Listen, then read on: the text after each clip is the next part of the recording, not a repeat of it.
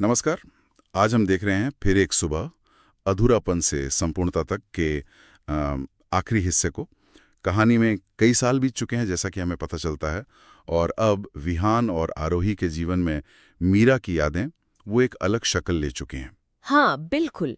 मीरा की मौजूदगी को एक अधूरी कविता कहा गया है। खूबसूरत, पर हाँ, अतीत का हिस्सा। सही। और विहान को, आरोही को मतलब पूरी तरह से अपनाने में समय लगा, पर ये हिस्से दिखाते हैं कि आरोही ने धीरे धीरे वो जगह बना ली। देखते हैं कि ये बदलाव हुआ कैसे। हाँ, और दिलचस्प बात यह है कि सॉसिन सिर्फ ये नहीं कहते कि वो साथ रहने लगे। वो बताते हैं कि कैसे आरोही ने विहान के हर टूटे हिस्से में अपना प्यार भरा। ये एक बहुत गहरी बात है। महज साथ होना नहीं, बल्कि एक भावनात्मक खालीपन को भरना। हाँ, जैसे वो कहते ना कि आरोही की मौजूदगी हर रात की करवट, हर सुबह की चुप्पी और हर बेवजह आंसू में शामिल हो गई थी। बिल्कुल। ये सिर्फ फिजिकल प्रेजेंस नहीं थी, ये एक इमोशनल सहारा बनने की बात है। और फिर कहानी में एक बड़ा मोड़ आता है ना। हाँ हाँ, वो बारिश वाली सुबह। हाँ, वो सुबह जब विहान अचानक आरोही का हाथ थाम लेता है। वही। और लिखा है कि उसकी आंखों में अब वो ठहराव था जो पहले नहीं था।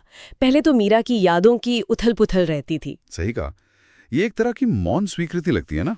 हाथ पकड़ना भर नहीं है ये। और शायद इसी पल के बाद वो अहम बात आती है, विहान का कहना। हाँ, वो कहता है, आरोही, आज से मैं सिर्फ तुम्हारा हूं। ये सिर्फ शब्द नहीं लगते।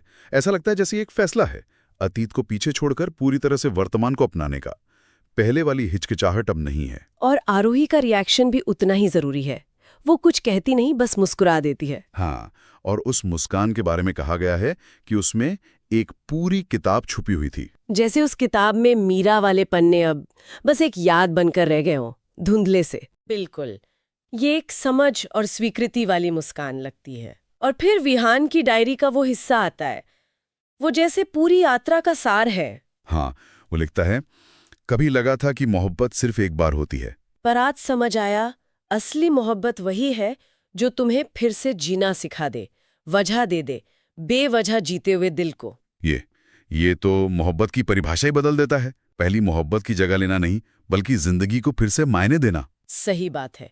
ये नजरिया सोचने पर मजबूर करता है। और फिर वो आखिरी सीन, बारिश में भीगते विहान और आरोही। हाँ, उसमें वो सिंबलिज्म है।